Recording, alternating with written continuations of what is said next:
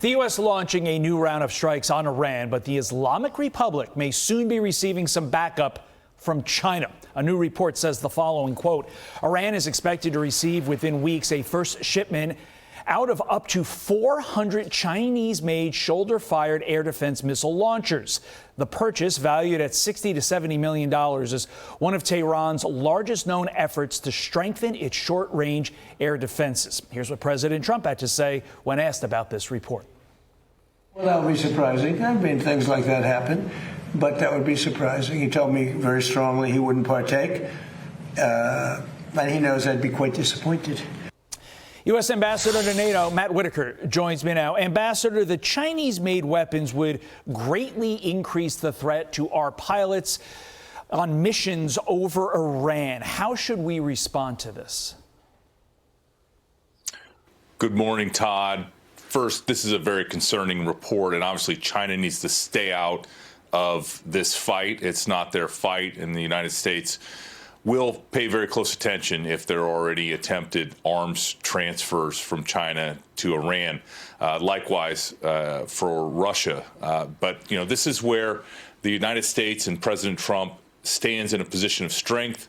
We have all sorts of both military and economic ways to deal with this type of situation. Not going to get ahead of the president, obviously, but you know he has a lot of options as to how to deal with this before it happens, and if ultimately it would happen.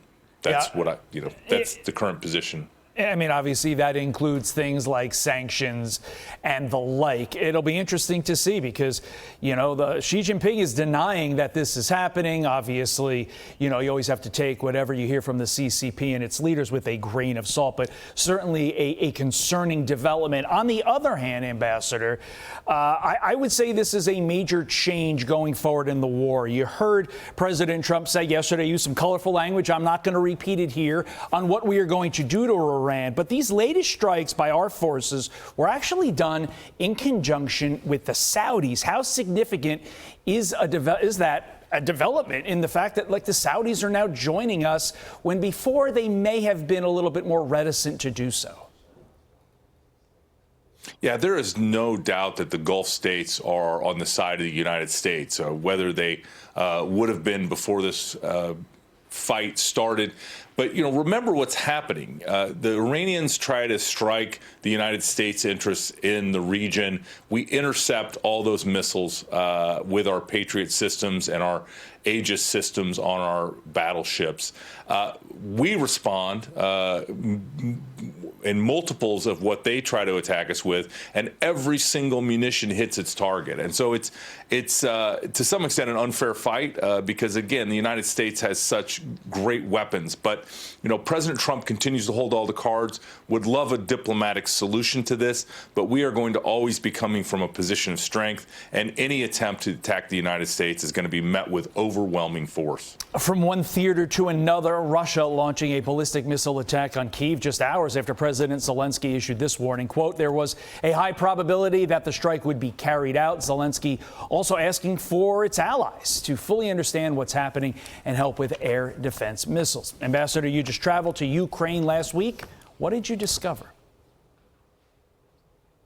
Well, several things. First of all, there is a dramatic need by the Ukrainians for air defense systems and missiles that are available. Some of our allies have some magazine depth in that regard, and so we're trying to help broker those deals. But what I also saw is in a lot of areas, whether that's deep strike with their missiles, whether that's drone technology, counter-drone technology, you know, Ukraine is the battle lab of the future. The innovation is happening very fast, and I'm making sure that the United States is in a position to not only partner and get those technologies to make sure that we have them available if and when we need them, but also look for ways to build some of those systems and build some of those technologies to help the U.S. warfighter. I mean, especially on the counter drone area, Todd. This is an area that I feel that we want to be stronger. I think we have some great domestic technologies, but there's things, obviously, because the fight is ongoing and the development is happening so fast, Ukraine can really help us in a few areas that are critical to protect our troops and the world's greatest fighting force in the U.S. Army. I mean, I think we've all known for a while that drones would change the face of warfare. I don't know if many of us expected that Ukraine would change the face of creating these drones with the speed that they've done so, and with, quite frankly, they're in a war. So a lack of resources, it is phenomenal to watch. And hopefully, to your point, Ambassador, we here in the United States can benefit from it. U.S. Ambassador to NATO, Matt Whitaker. Thank you as always, friend. We'll see you soon. Be sure to like and subscribe for all the Fox News latest on YouTube, and catch full shows streaming now on Fox One.